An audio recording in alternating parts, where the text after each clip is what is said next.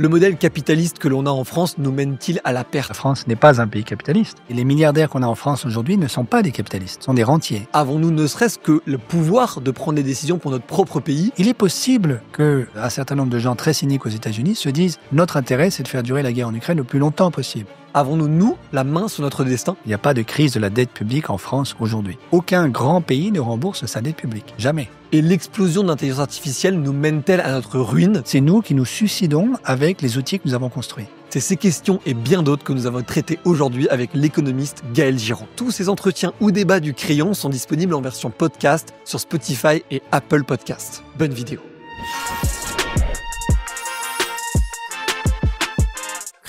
L'écologie, c'est la religion du XXIe siècle.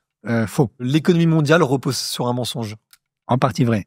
Dieu est écologiste ou aurait été écologiste. Dieu est écologiste. Trump fait triompher le capitalisme. Faux. La fin du mois, la fin du monde, est-ce qu'on peut choisir les deux? Il faut absolument choisir les deux en même temps. La France est un pays capitaliste. Oui, La dette française n'est pas vraiment un problème. absolument. À choisir entre Macron et Maduro, Aucun des deux. la France devrait investir dans le Bitcoin. Non. La politique a-t-elle encore la main sur l'économie? En réalité, oui, mais elle ne veut pas. Le marché a-t-il remplacé la démocratie? Oui.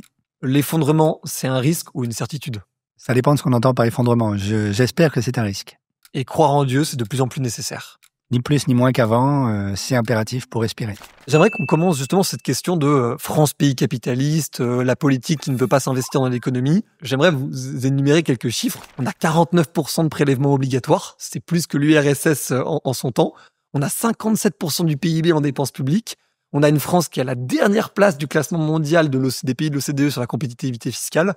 C'est le paradis des capitalistes, la France? Alors, une partie de ces chiffres, malheureusement, est fausse. Prenons le chiffre qui a été brandi par beaucoup de monde sur 57% du PIB de dépenses publiques. Si vous regardez les dépenses privées, c'est à peu près 200% du PIB. Et donc, la somme privée plus publique, ça fait 250% du PIB. Alors, tout le monde se dit, mais comment se fait-il que la somme ne fasse pas 100%? Pour une raison simple, c'est que le PIB, ça n'est pas la somme des dépenses d'un pays. C'est la somme des valeurs ajoutées. Donc, il y a une mauvaise foi terrible à comparer les dépenses publiques brutes, non déduites des coûts intermédiaires, avec le PIB. Ce sont deux grandeurs qui n'ont rien à voir. On compare des tomates avec des carottes. Donc, Gaël Girand, je suis directeur de recherche au CNRS en économie, ancien économiste en chef et directeur exécutif de l'Agence française de développement, actuellement président du laboratoire d'idées Institut Rousseau, et je suis prêtre jésuite. Oui, donc c'est comme si on disait, quand j'achète une pomme 1 euro et que je vous la revends 1,50 €, Voilà. il n'y a que 50 centimes dans le PIB, alors qu'il y a 1 euro et 1,50 €. Exactement. Et donc, si on regarde la contribution des dépenses publiques à la valeur ajoutée en France, annuelle, c'est autour de 22%. Ça veut dire qu'il en reste quand même 78% pour le privé. C'est très stable depuis les années 80. Il y a eu une petite augmentation après la crise de 2008, des subprimes, et une petite augmentation au moment du Covid, 2020. Donc, en réalité, il n'y a pas du tout d'explosion des dépenses publiques en France, ni depuis 5 ans, ni depuis 40 ans. En fait, c'est très, très stable. Et mon point de vue, c'est qu'il y a en réalité un sous-investissement public en France.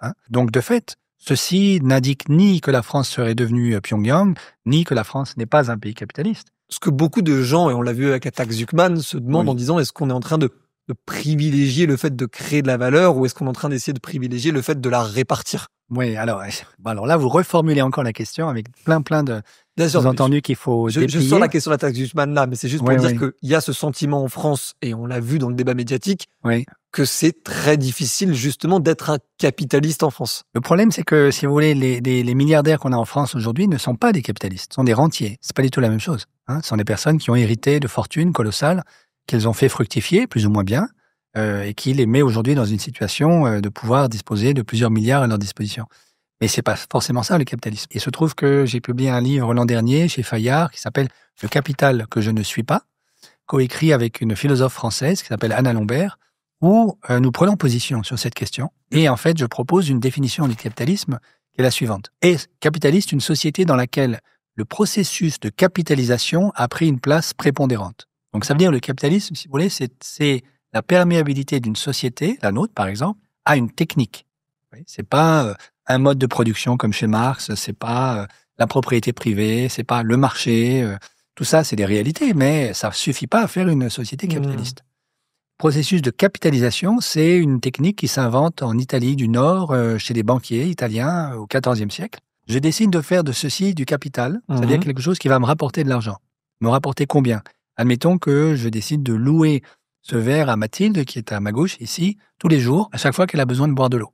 Donc, je vais gagner de l'argent. Donc, je vais calculer la fréquence avec laquelle Mathilde va m'emprunter ce verre. Je vais le lui faire payer. Et je vais faire la somme totale de tous ces revenus sur les 30 années au moins de vie florissante de Mathilde dans l'avenir. Et ça fait la valeur du verre. Et ça fait la valeur du verre en actualisant ce flux de revenus futurs à 1 euro d'aujourd'hui. Parce qu'1 euro dans 30 ans, ça vaut pas 1 euro d'aujourd'hui, ça vaut moins. Bon. Alors, dans cette opération-là, il y a plein de décisions, en fait, techniques, symboliques, politiques que j'ai prises. J'ai décidé que ce verre, c'était un stock immuable. Alors, pour un verre, c'est plus ou moins vrai. En réalité, sur longue période, ça n'est pas vrai, mais si je fais la même opération pour une forêt, c'est vraiment faux. Une forêt, c'est pas du tout un stock. C'est un gros métabolisme, c'est une grosse structure dissipative qui peut grossir, absolument, qui est traversée de flux en permanence. S'il n'y a pas d'énergie solaire, il n'y a plus de forêt. S'il n'y a pas d'eau, il n'y a plus de forêt non plus. S'il n'y a pas des minerais, il n'y a pas de forêt, etc. Donc, en réalité, c'est tout sauf un stock. Mais l'opération de capitalisation maintient la fiction que c'est un stock. Ah oui, donc en fait, ce que vous reprochez à ça, c'est l'idée que tout se résume à des écritures monétaires, financières, absolument. Et qu'en fait, du coup, on va pas, pour prendre un peu, toujours, on en revient souvent à cette notion-là, mais on va pas prendre en compte le bonheur que rapporte une forêt, par exemple. En fait. Par exemple, la beauté d'une forêt, ou bien les services, entre guillemets, écologiques que me rend la forêt, qui n'ont rien à voir avec les quintaux de bois. Par exemple, vous savez très bien que, alors les gens qui souffrent, qui ont des maladies psychiques, souvent on les encourage à faire des promenades dans les bois. Est-ce qu'on peut compter comment ça nous rapporte les promenades? Voilà, c'est impossible, bien sûr. Et donc là, il y a tout un pan, en fait, de la vie qui échappe complètement à l'opération de capitalisation. Et puis, dernier point fondamental, l'opération de capitalisation, ça suppose de connaître l'avenir, puisque je dois connaître le flux des revenus futurs que ça va me rapporter. Et donc, je ramène l'imprévisible de l'avenir à une série dans le futur qui est comptabilisable, quantifiable, pour que je puisse donner un prix aujourd'hui à mon capital. Et donc, ça veut dire que l'imprévu est interdit. Ah, c'est plus possible, c'est plus autorisé. Parce que sinon, je me suis trompé dans mon calcul aujourd'hui, ça va pas. Et donc, c'est un problème énorme pour les financiers en permanence. Oui, la question de catastrophe naturelle, par exemple. C'est impossible de prendre ça en compte autrement que sous la forme d'une loi de probabilité que je devrais pouvoir quantifier à l'avance. Ce qui, la plupart du temps, est impossible. Si tu es encore là dans la vidéo, c'est probablement qu'elle te plaît. N'hésite pas à nous donner ton avis en commentaire et n'oublie pas de t'abonner. C'est la meilleure manière de nous envoyer de la force pour construire des émissions encore plus ambitieuses. Je t'en mets dans la vidéo. Quand on regarde dans la vision, pour le coup, plus communément admise du capitalisme, on a globalement 3 économies dans le monde qui ne sont pas capitalistes. Il y a le Venezuela, Cuba et la Corée du Nord. Est-ce qu'il y a une grille de lecture actuelle qui est plus pertinente que celle-là? Parce que pour le coup, je trouve que quand on parle de ça, on comprend très vite les pays qui sont, on va dire, où la propriété privée est aux mains de l'État, versus les pays où on a la liberté de propriété privée individuelle. Est-ce que c'est pas ça le clivage, on va dire? Non, justement pas. Oui, la proposition que je fais de définition du capitalisme nous sort de ce clivage-là. L'enjeu n'est pas d'abord qui a la propriété de quoi. Est-ce que c'est l'État? Est-ce que c'est des milliardaires? Est-ce que c'est la population? Mais l'enjeu, c'est est-ce qu'on ramène la valeur économique à ce calcul? Et avec cette définition que je propose, vous comprenez que la Corée du Nord, en fait, est tout à fait capitaliste. Parce qu'elle a la même vision. Parce qu'elle a aussi un calcul planificateur qui fait la même chose. Voilà. Alors, ce que je dis là ne veut pas dire qu'on ne doit pas faire de la prospective et de la planification. J'allais vous dire, sinon c'est un peu, on est à la cool dans les bois et tant mieux s'il y a des fruits qui tombent des arbres. Quoi. Exactement. L'enjeu, c'est de dire, faisons de la prospective pour comprendre ce qui risque de nous arriver. Par exemple, si nous continuons de ne rien faire pour lutter contre le changement climatique, mais ça n'implique pas que la valeur économique d'un objet aujourd'hui, ou d'une ressource, ou d'une personne, ce soit simplement le flux actualisé des revenus qu'il rapporte. Je donne un exemple caricatural. Si aujourd'hui, des parents décident d'envoyer leurs enfants à l'école, d'une certaine manière, dans la vision capitaliste que j'essaie de décrire, on va dire c'est un investissement. Vers les revenus futurs de l'enfant. Exactement, dans un capital qui doit rapporter les revenus futurs de l'enfant. Alors, c'est bien d'ailleurs le calcul que font certains parents aux États-Unis, où en gros l'éducation est entièrement privée. Voilà. C'est est-ce que lui payer l'université, ça vaut le coup compte tenu des salaires qu'il va pouvoir récupérer dans le futur. Et si on estime que les salaires qu'il va pouvoir récupérer dans le futur ne compenseront pas le coût d'investissement dans l'université, on ne lui paye pas l'université.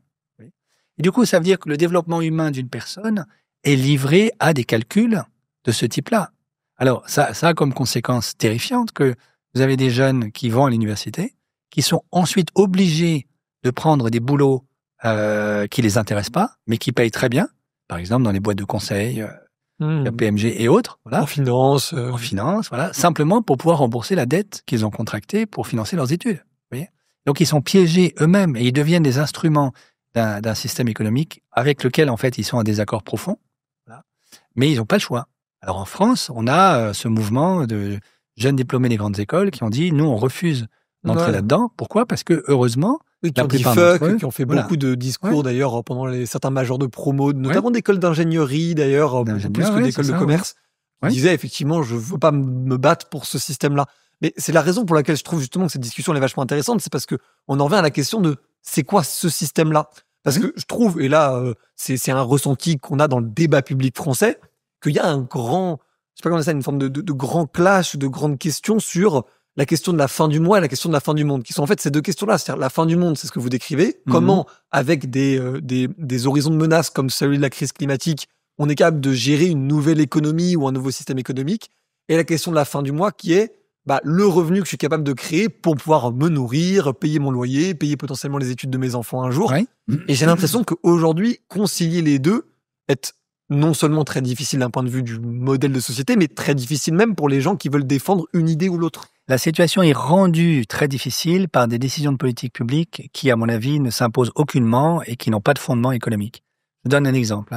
Les coupes sombres que nous sommes en train de faire en France, mais aussi en Belgique, par exemple, sur un certain nombre de biens publics, de services publics, de services sociaux, les retraites, les allocations chômage, etc., l'hôpital, la sécurité sociale, en fait, n'ont aucun fondement économique. C'est-à-dire, il n'y a pas de crise publique, il n'y a pas de crise de la dette publique en France aujourd'hui. Alors, je sais que ça vous paraît surprenant. Oui, parce qu'on a vu les agences de notation dégradées. Une agence de notation qui a dégradé la France, la note française, c'est Fitch, Mais les agences de notation ont fait n'importe quoi en 2008. Elles ont donné du AAA à des actifs financiers qui ne valaient rien du tout. On s'en est tous rendu compte. Donc, qui aujourd'hui accorde encore un crédit à la capacité d'analyse des agences de notation ? Donc, en fait, les agences de notation, on peut les laisser de côté et revenir au fond du sujet. Sur la dette publique française, mais ça vaut également pour la Belgique, l'Italie, en fait, toute la zone euro. Pourquoi on se fait tous chier à vouloir rembourser cette dette si jamais vous dites que c'est pas important ? Voilà, c'est pas important pour plusieurs raisons. La première, c'est qu'on regarde toujours le ratio dette publique sur PIB. Or, ce ratio n'a aucun sens. La dette publique, c'est un stock d'argent qu'il faudra rembourser sur 10, 20, 30 ans.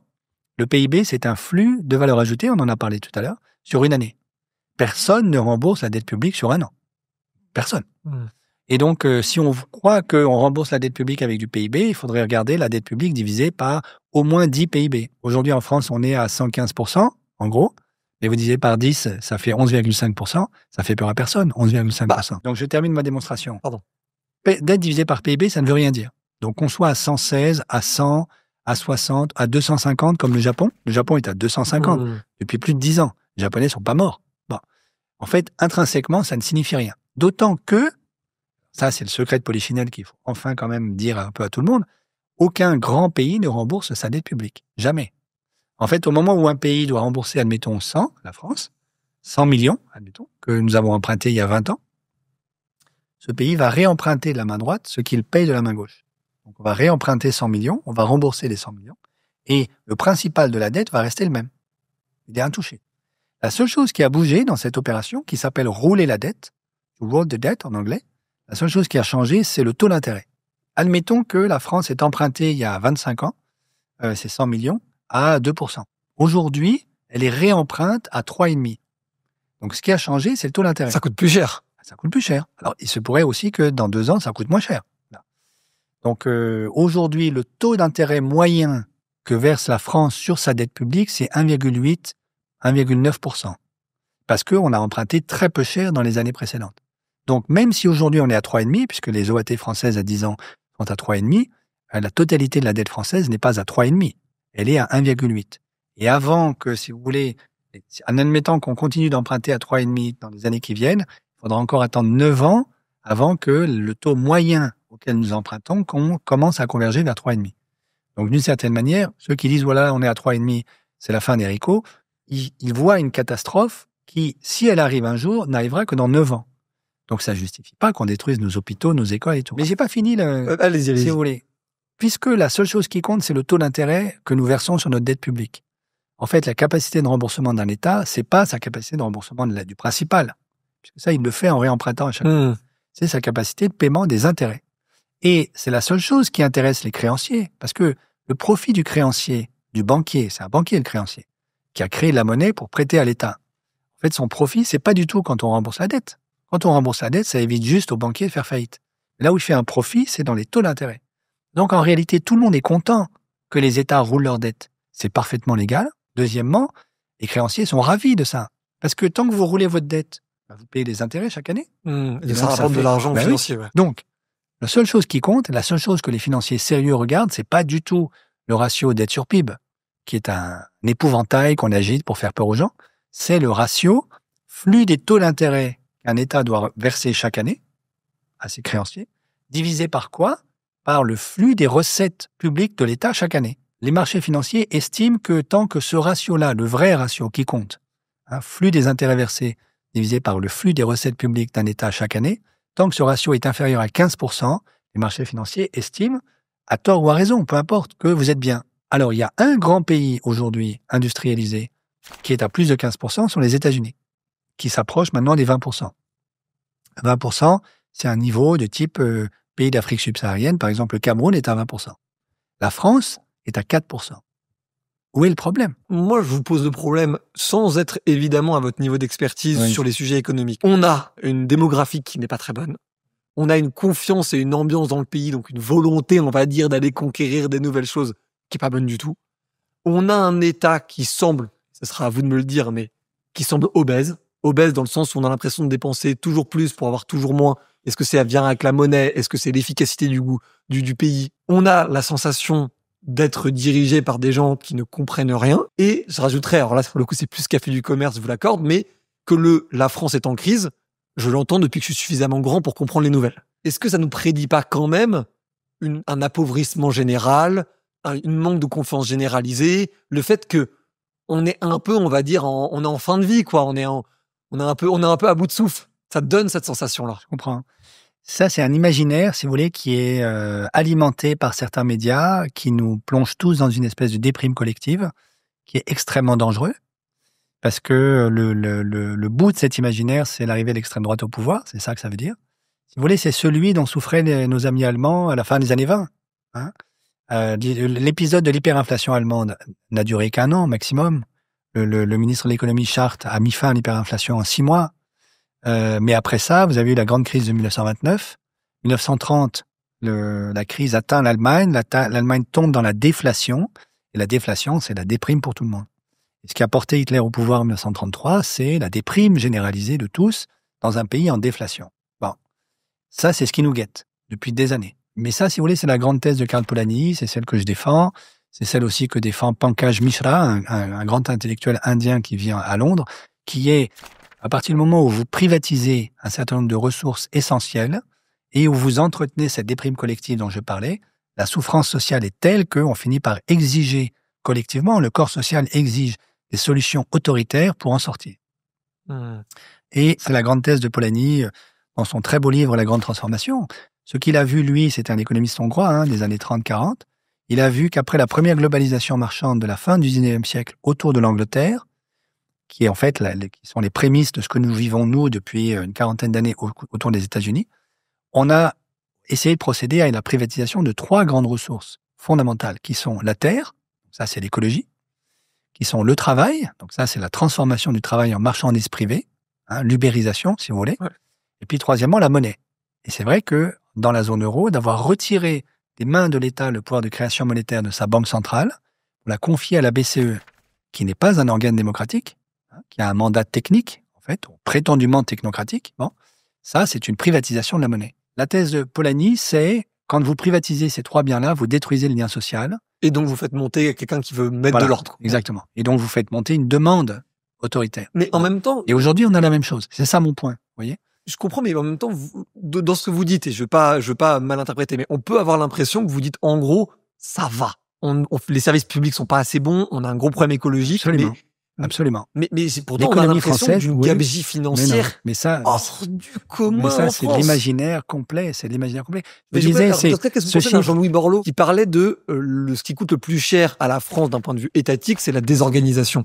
Je ne suis pas convaincu que les économies soient à trouver dans chaque ministère, dans chaque opérateur, dans chaque agence.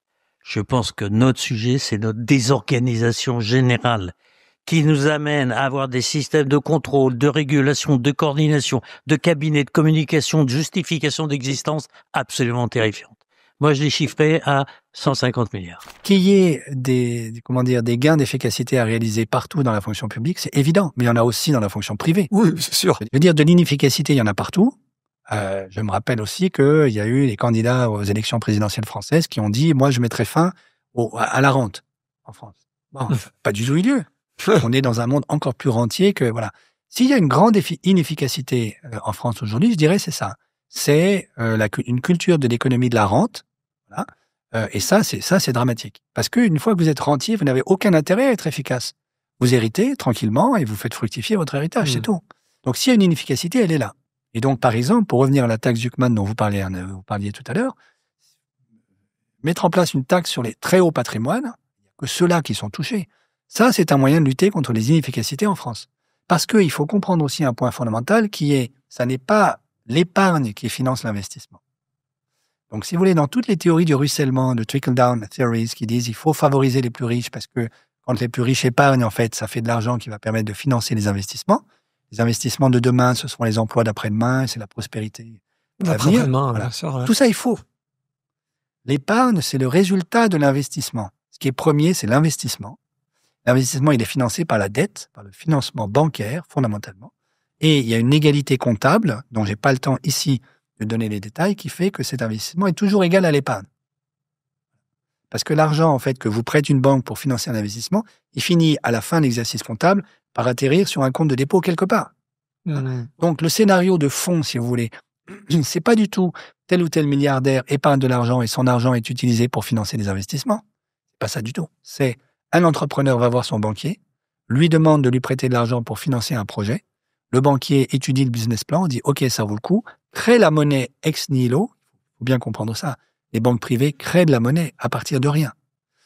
Elles vont pas chercher l'épargne de Bernard Arnault ou de M. Bolloré. Créent de la monnaie ex nihilo, finance cet investissement. Dans cet investissement, l'entrepreneur en question va financer la construction d'une usine, n'importe quoi. Et donc, cet argent va servir à financer une entreprise du BTP qui va produire l'usine. Et donc, in fine, à la fin de l'exercice comptable, atterrit sur le compte de dépôt, par exemple, d'un salarié qui travaille dans cette entreprise du BTP. Et ça, c'est de l'épargne. Oui, mais on voit bien qu'aujourd'hui, les banques ne financent plus du tout l'économie réelle. Alors ça, c'est un vrai problème. Je le dis pour être moi-même entrepreneur. Ouais. C'est compliqué. Faut vraiment compter sur sa bite et son couteau, si vous me permettez l'expression, quand même. Oui, je comprends. Et donc, et là, je suis d'accord avec vous, et ça fait des années que je dis ça, le secteur bancaire, français en particulier, ne prête pas suffisamment aux entrepreneurs. Ça, je suis bien d'accord avec vous. Pour une raison donc simple. Vous n'êtes pas du tout anti-entrepreneurial, en fait, dans votre vision. Non, mais je le dis parce que c'est un peu l'image, parfois, dans cette logique, on va dire, anti-rente ou anti-grande fortune. Pas anti-grande fortune, mais pour taxer plus les grandes fortunes, c'est l'impression que ça peut donner dans le narratif grand public. Non, pas du tout. Mais je le redis, les grandes fortunes, c'est pas les grands entrepreneurs. C'est des héritiers, essentiellement. Donc, les entrepreneurs comme vous, en fait, ils triment pour trouver de l'argent pour financer leurs projets. Je vous donne un autre exemple. Je connais un entrepreneur français, dont je ne vais pas donner le nom ici, qui sait faire du photovoltaïque organique. Donc, c'est des pellicules translucides que vous collez à la fenêtre, qui récupèrent l'énergie solaire et qui vous produisent de l'électricité. Ça nous délivrerait de notre dépendance mortelle aux minerais chinois dont nous avons besoin pour faire du photovoltaïque. Eh bien, il n'a trouvé aucune banque pour financer les quelques millions dont il avait besoin pour industrialiser son prototype. Et donc, il va en venture capital. Mais il a essayé, mais ça marche pas non plus, c'est très compliqué. Il est allé aussi à l'Élysée pour demander, dire, voilà. Donc, voilà, en fait, c'est un enjeu de prospérité nationale. L'État pourrait prendre ses responsabilités. Il s'est fait jeter, etc. Mais ça, c'est un exemple parmi beaucoup d'autres. Et donc, je crois que ce qui est important de comprendre, c'est taxer l'épargne des plus riches n'est pas lutter contre l'économie française. Au contraire, c'est réduire une rente qui est non productive dans l'économie française. Pourquoi ? Parce que l'essentiel aujourd'hui de l'épargne des plus riches n'est pas du tout investi dans l'économie réelle, c'est investi sur les marchés financiers. Alors, les marchés financiers, si ça fonctionnait correctement, ça permettrait de financer des investissements intéressants. Le problème, c'est que ce n'est pas le cas. Vous avez plus de 90% des opérations financières sur les marchés financiers qui ne concernent que des financiers entre eux. Je voulais revenir un tout petit peu sur la partie réorganisation du modèle capitaliste, la question évidemment de la crise écologique qui nous pend au nez.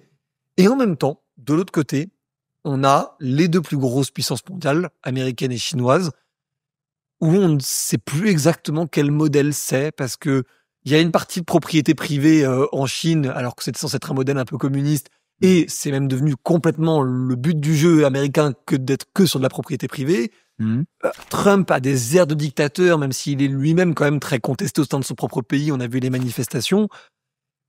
Quelle marge de manœuvre nous on a face à ces deux géants en fait? Est-ce qu'on a les moyens de l'ambition de Gaël Giraud? Oui, moi j'espère bien. Je continue de penser qu'on a les moyens de sauver l'Europe et de sauver la planète au passage. Je vous donne mon point de vue sur ce que j'observe de la géopolitique contemporaine, sachant qu'elle est en pleine effervescence à cause de ce que fait Trump. D'une certaine manière, je crois le plan de Trump, mais c'est assez clair parce que ça a été dit par un certain nombre de ses conseillers, ça a été mis par écrit, c'est réindustrialiser l'Amérique au pas de charge. Aujourd'hui, l'industrie, c'est 12% du PIB américain, comme en France, comme en Italie, comme en Angleterre. Pas comme en Allemagne, où c'est encore 20%. Et les États-Unis, l'équipe Trump a compris que face à la Chine, qui elle est très très lourdement industrialisée, en cas de guerre froide, c'est celui qui a l'industrie la plus grosse qui gagne. Et donc, Trump, qui n'est pas du tout un pacifiste, comprend qu'il a absolument besoin d'une industrie forte pour pouvoir la convertir en industrie de guerre, pour pouvoir éventuellement mener une guerre froide contre la Chine. Je crois que c'est ça, dans un contexte où ce que disent les experts militaires, c'est que la Chine aujourd'hui est encore un petit peu en retard technologiquement vis-à-vis de l'armée américaine, mais plus pour très longtemps. Autour de 2030, on peut faire l'hypothèse que l'armée chinoise sera à parité avec parité technologique avec l'armée américaine. Si elle est à parité technologique, compte tenu de l'énorme appareil industriel qui est derrière, c'est elle qui gagne. Et donc, l'équipe Trump a compris ça, donc veut réindustrialiser au pas de charge l'Amérique. Comment ils vont faire? Alors, en fait, là-dedans, les tarifs douaniers sont un instrument de négociation, pas plus. Pour faire quoi? Pour, par exemple, obliger les Européens à se suicider en laissant leur propre tissu industriel migrer aux États-Unis. Ce qui arrive d'ailleurs. Ce qui commence déjà à arriver. Bien sûr. Et ce qui, si on le laisse faire, sera une catastrophe pour nous. C'est-à-dire, notre industrie n'est déjà pas très vaillante, mais alors si en plus, les fleurons industriels qui nous restent, on les envoie aux États-Unis, l'Europe, c'est terminé, quoi. C'est ce qu'on a déjà vu avec Péchinel, Alstom. Il y a quand même eu, pour le coup, des cas très, très, très préoccupants. Absolument. Et donc, de ce point de vue-là, si vous voulez, à mon avis, il y a une responsabilité très forte de la part de l'État qui devrait dire c'est un enjeu de souveraineté nationale que de ne pas laisser nos fleurons industriels partir. Quelqu'un qui avait, à mon avis, bien compris ça, il y a quelques années, c'était le ministre du redressement productif, Arnaud Montebourg, qui avait pris des positions. Il y a un amendement Montebourg qui est très clair sur ces questions-là, que malheureusement nous n'utilisons pas, alors que nous avons un dispositif légal pour interdire ce genre de dépeçage de notre industrie. Deuxième aspect, Trump, du coup, veut absolument que le dollar baisse sur les marchés d'échange. Parce que qui dit un dollar très élevé dit que les exportations américaines sont trop chères, que les importations sont très bon marché, et que donc il y a très peu d'incitation pour le tissu industriel américain à se développer. Maintenant, pour convaincre le monde entier qu'il faut faire baisser le prix du dollar, comment vous faites? Vous avez un moyen, c'est vous mettez fin à l'hégémonie du dollar. Mais ça, il veut évidemment pas le faire. Donc, il veut conserver, il veut à la fois, si vous voulez, le beurre, l'argent du beurre et le sourire de la crémière. Donc, il veut conserver l'hégémonie du dollar, faire baisser le cours du dollar, récupérer l'industrie des autres, tout en maintenant une certaine prospérité américaine. Comment il va faire? Alors, son problème là-dessus, c'est que beaucoup de banques centrales sur la planète, la BCE, la Banque centrale d'Angleterre, la Banque centrale du Japon, évidemment, la Banque populaire de Chine à Pékin, ont des énormes quantités de réserves en dollars. Pourquoi? À cause des marchés d'échange. Parce que les marchés d'échange flexibles font que tous les taux de change sont flexibles aujourd'hui. Ce n'était pas du tout le cas avant 1971-72. Fin du standard or. Voilà, fin des accords de Bretton Woods. Et donc ça veut dire que demain matin, on pourrait avoir une attaque spéculative sur l'euro qui ferait chuter l'euro sur les marchés d'échange. Et donc, dans ce cas-là, la BCE serait obligée, elle, de racheter des euros pour maintenir le cours de l'euro. Et elle utiliserait des dollars pour le faire. Voilà. Et elle vendrait des dollars à la place de l'euro. Parce que si vous devez protéger votre devise, vous devez avoir en caisse, cette fois-ci, La devise des autres. C'est une un peu devise un de jeu quelqu'un d'autre, dont vous Ok. êtes sûr que tout le monde en voudra, quoi qu'il arrive. Et la seule devise dont on est sûr que tout le monde en voudra, c'est le dollar. Pourquoi ? Parce que l'essentiel aujourd'hui des grands contrats d'énergie sont toujours libellés en dollars. La question du pétrodollar. Voilà. Encore. Et donc, la BCE, la Banque populaire de Chine, la Banque centrale du Japon ont tous des centaines de millions ou des milliards de réserves en dollars qui font monter le prix du dollar, du coup.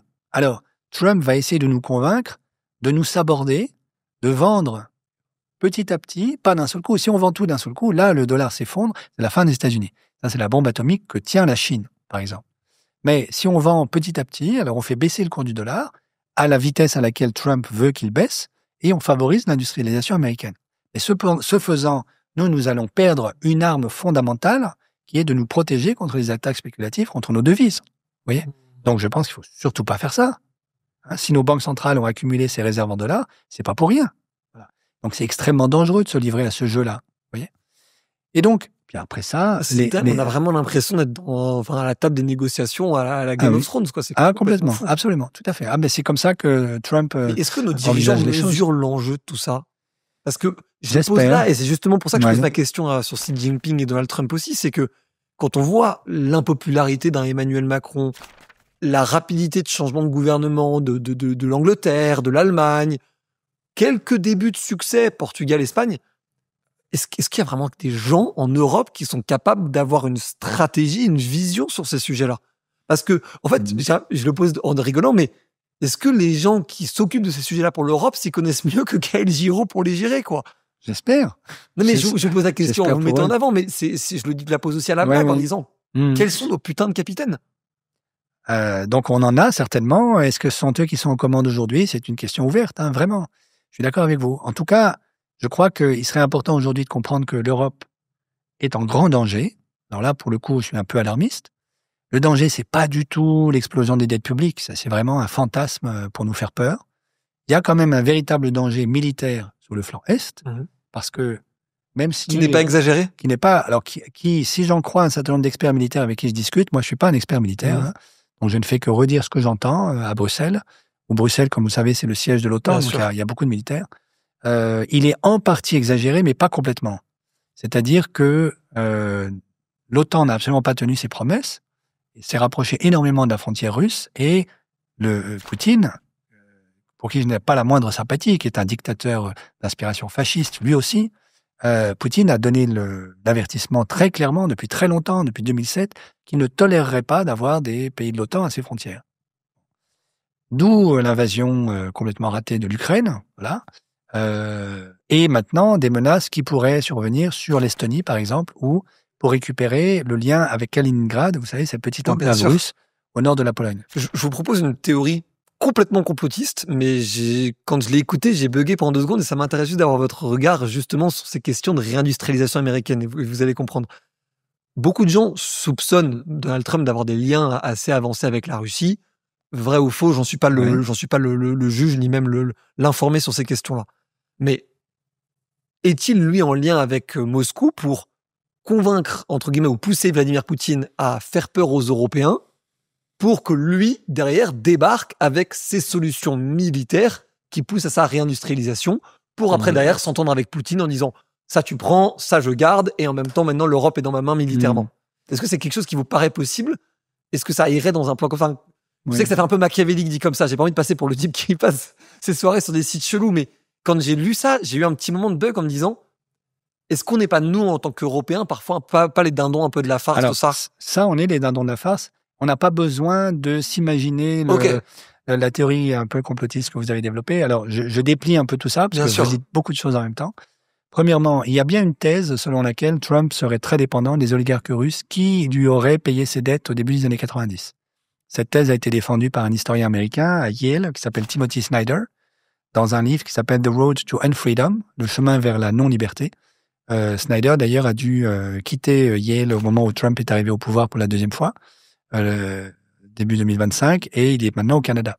Il savait très bien que l'administration de Trump... On y réfléchit. Oui, mais il y a plein... démocratie, c'est sûr. Mais les États-Unis ne sont plus en démocratie aujourd'hui. Ça, il faut quand même le dire très clairement. Bah, ils avancent vers, disons, soit la loi martiale, soit une guerre civile, qui fera les affaires de Trump, parce que, donc j'ai pas eu le temps de développer, mais dans son équation, si vous voulez, mais après je reviens à la question sur l'Europe, hein, mais dans l'équation compliquée que Trump a à résoudre, enfin que son équipe a à résoudre, c'est pas lui, hein, il faut absolument qu'il maintienne à flot Wall Street, il peut pas se permettre d'avoir un krach financier.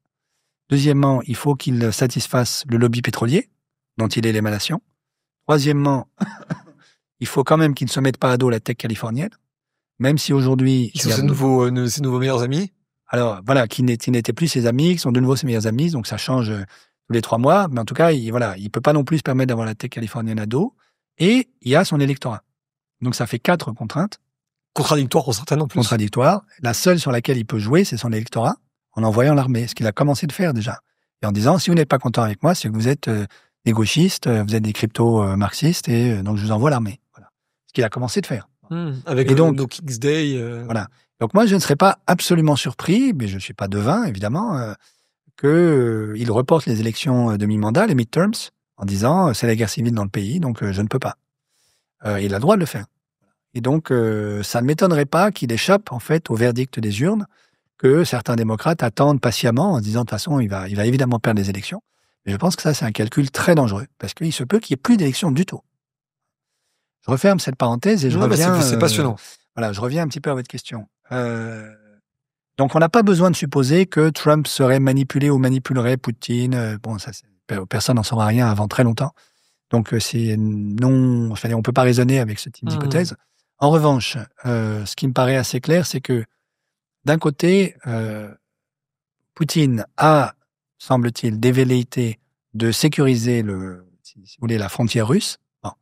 Donc, va certainement, probablement vouloir au moins contrôler l'Ukraine jusqu'à Kiev, pour pouvoir mettre un homme de paille à la direction de l'Ukraine, à la tête de l'Ukraine, démilitariser l'essentiel de l'Ukraine pour ne plus avoir de problèmes militaires de l'OTAN à ses frontières. Oui, la Russie, une zone un peu... Voilà, une zone tampon. Sous son contrôle, voilà. Et après... Exactement. Voilà. Donc, ça veut dire que Poutine n'a aucune raison de se satisfaire de la situation actuelle comme le lui propose Trump. D'accord. Donc, il va continuer probablement de marcher, d'essayer de faire marcher son armée jusqu'à Kiev.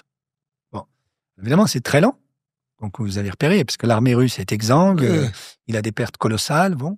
Je veux dire, nous, on est confortablement installés en France pendant que ces troupes sont quand même en train de se prendre quand même des sacrés... oui, c'est terrifiant. Enfin, c'est pas simple, quoi, comme situation. Non, bien sûr. Mais le point, c'est du côté américain. Est-ce que c'est intéressant? Il se peut qu'en fait, l'enlisement de l'armée russe en Ukraine soit finalement une chose intéressante. Pourquoi? Tant que l'armée russe est enlisée en Ukraine, elle ne peut pas intervenir ailleurs. La chute de Bachar el-Assad en Syrie, en 10 jours, avec des rebelles qui peut-être n'étaient pas complètement autonomes, enfin, je veux dire pas complètement indépendants. Peut-être, j'en sais rien, j'ai pas de preuves, mais voilà. En tout cas, la chute de Bachar el-Assad eût été impensable s'il n'y avait pas eu la guerre en Ukraine, parce que il y a déjà eu pas mal de tentatives de rébellion en Syrie qui ont été laminées par l'aviation russe. Vous avez des avions russes qui arrivent, qui bombardent la zone des rebelles, et en 2 jours, c'est terminé. Pour la première fois, ça n'a pas été le cas, parce que toute l'armée russe est mobilisée par l'Ukraine, par le front ukrainien. Donc, au fond, enliser la Russie en Ukraine, de manière qu'au fond, l'Ukraine devienne, pour prendre une référence américaine, le Vietnam de Poutine, c'est pas forcément une mauvaise chose, dans la vision américaine. Bien sûr, je comprends très bien. Ce que Netanyahou est en train de faire dans le Moyen-Orient aujourd'hui, probablement eût été impensable si l'Iran était vraiment protégé par la Russie, ce qui n'est plus le cas aujourd'hui. C'est très vrai, d'accord, je comprends. Si le Hezbollah était protégé par l'Iran et donc par la Russie, et le Hamas aussi. Et donc, au fond, vous avez toute une série de choses que peuvent s'autoriser à faire les Américains aujourd'hui parce que l'armée russe est enlisée. Et d'ailleurs, tout comme la Chine ne bougera pas Taïwan tant qu'ils n'ont pas la certiditude que la Russie est sortie de ces conflits-là aussi. Alors peut-être, vous n'avez pas tort, ça peut jouer. Beaucoup de gens, en tout cas, ont supposé que Xi Jinping avait, entre guillemets, soutenu Poutine sur la guerre en Ukraine en disant ça sera un bon test pour nous de voir comment les gens réagissent à ce type de C'est vrai. Alors maintenant, il y a plein d'autres facteurs. Tout ça est extrêmement multifactoriel. Hein, c'est pas... Bien sûr. Et puis c'est remis en cause tous les 3 mois, tous les 3 jours. Parce que du point de vue de l'opinion publique dans les pays des Sud, qui au début de l'invasion de la guerre en Ukraine était très favorable à la Russie. Nous, les Occidentaux, on ne s'en est pas rendu compte, mais il y a eu un refus massif de voter les sanctions contre la Russie aux Nations Unies. Aujourd'hui, quand même, l'opinion publique au Sud est en train de se retourner contre Poutine. Parce que beaucoup d'opinion publique dans les pays des Sud disent, bon, maintenant, en fait, Poutine pourrait se contenter du Donbass et de la Crimée et laisser tranquille le reste de l'Ukraine. Il n'y a pas de raison qu'il continue, etc. Et ça crée un précédent potentiellement pour eux, bien sûr. Dangereux. Voilà, ça c'est évident. Et donc, c'est possible aussi que Poutine, au bout d'un certain moment, réfléchisse à en fait, je suis en train de perdre tellement de crédit auprès de l'opinion publique dans les pays des Sud, dont j'ai absolument besoin, que peut-être j'ai intérêt à mettre de l'eau dans mon vin. Ça, j'en sais rien du tout, et c'est vraiment compliqué comme question à résoudre. Mais tout ceci pour dire, il est possible que un certain nombre de gens très cyniques aux États-Unis se disent notre intérêt, c'est de faire durer la guerre en Ukraine le plus longtemps possible. Ce qui veut dire, à chaque fois qu'il y aura une avancée, une percée forte de l'armée russe, on va redonner des armes à l'Ukraine pour qu'elle puisse la repousser. Ce qui s'est passé cet été, vous avez eu une offensive majeure. Mais dès que c'est l'inverse, Et puis dès que c'est l'inverse, on va mimer, si vous voulez, on n'est pas content parce que Zelensky ne fait pas ce qu'on lui demande, etc. Et on va retirer le soutien militaire, logistique, ou en termes de renseignement d'ailleurs, auprès de l'armée ukrainienne pour permettre... Alors, est-ce qu'il y a eu des précédents à ce jeu extrêmement pervers et cynique? Oui, malheureusement. La guerre Iran-Irak dans les années 80, alors vous étiez trop jeune, et ça fait un peu vieux con de dire ça, mais voilà. La guerre Iran-Irak a été très clairement, on le sait aujourd'hui, soutenue par les États-Unis. Et à chaque fois que l'un des deux belligérants menaçait de l'emporter sur l'autre, les États-Unis soutenaient celui qui était en difficulté, pour que la guerre dure le plus longtemps possible et ruine complètement ces deux magnifiques pays, qui étaient deux fleurons quand même de la civilisation du Moyen-Orient. L'Iran et l'Irak, les deux. Et donc, en fait, les États-Unis ont déjà fait ça. Alors, est-ce qu'ils vont jouer à ce jeu avec l'Ukraine? J'en sais rien, mais c'est une option possible à laquelle nous devons, Européens, nous devons nous préparer. Je voulais juste faire une petite partie sur l'intelligence artificielle parce que je trouve que de tous les sujets dont on a discuté, ça peut rentrer dans tous ces sujets-là. Comment vous regardez l'intelligence artificielle? Est-ce qu'on peut se retrouver réellement dans un monde où ça nous libère complètement et qu'on vit l'utopie qu'on a toujours rêvé, ou à l'inverse, on se retrouve complètement emprisonné par des puissances? C'est quoi un peu entre le paradis et l'enfer de l'IA? C'est quoi un peu votre position? Bon, mais ça va être le purgatoire. Premièrement, les machines ne pensent pas. Il n'y a pas d'intelligence artificielle. L'intelligence artificielle, ce sont des réseaux de neurones. Un neurone, qu'est-ce que c'est? C'est un interrupteur qui fait passer ou non le courant, 0-1. Alors, c'est des interrupteurs un tout petit peu sophistiqués. Vous connaissez ça. Vous avez des interrupteurs que vous appuyez. Vous n'avez pas tout de suite la lumière. Elle monte progressivement. Donc, en fait, c'est une fonction continue qui va de 0 à 1. Donc ça, c'est un interrupteur. Ça, c'est un neurone. Donc, les réseaux de neurones, c'est des empilements d'interrupteurs. Voilà. Et à partir du moment où vous avez 5 couches d'interrupteurs empilés comme ça, vous avez quelque chose qui commence à avoir des propriétés assez extraordinaires d'IA. Ça, c'est un premier point. Deuxième point, vous avez un théorème de maths profond, difficile, qui date des années 90, qui est un gros théorème d'approximation universelle, qui est caché derrière l'usage de ces interrupteurs. En gros, ce que vous dit ce théorème, c'est si vous avez suffisamment d'interrupteurs, vous pouvez approximer n'importe quoi.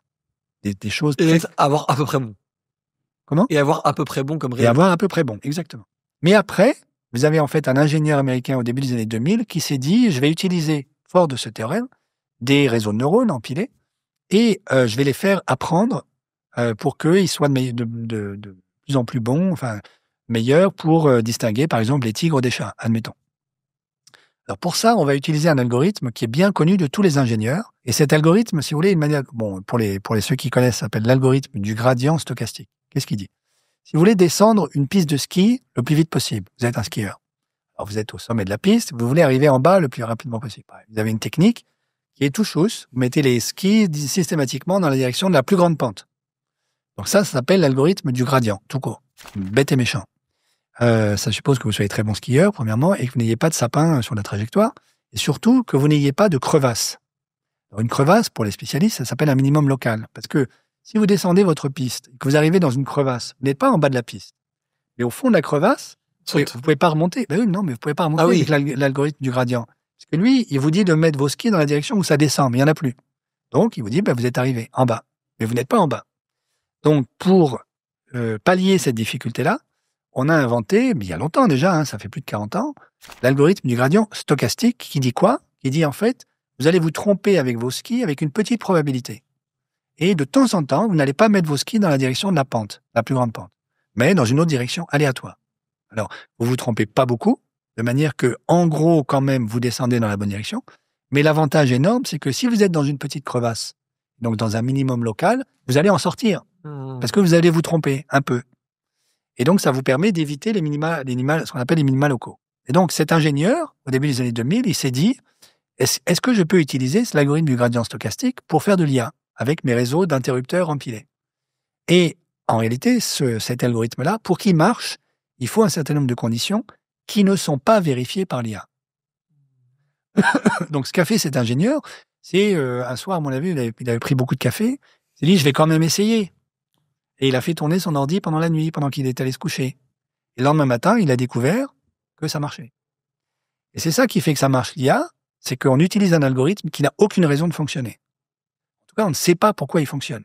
Ça permet de... En fait, on n'est pas capable d'aller détecter les chaînons de raisonnement qui mènent à notre résultat. Alors ça, c'est clair. Et donc, du coup, ça veut dire qu'en fait, si jamais on nous dit, il faut, pour prendre l'exemple, on parlait de l'armée et du militaire, mais il faut ou pas tirer sur cette cible, Oui. On ne sait pas pourquoi l'algorithme a pris cette décision, même si elle est approximativement bonne. Oui, alors, c'est vrai, mais ce que vous dites là n'est pas lié à ce que je viens de dire. Ok, d'accord. C'est-à-dire, on a entraîné un algorithme sur des données et on ne sait pas dire à l'avance comment, avec un nouveau problème, cet algorithme va répondre.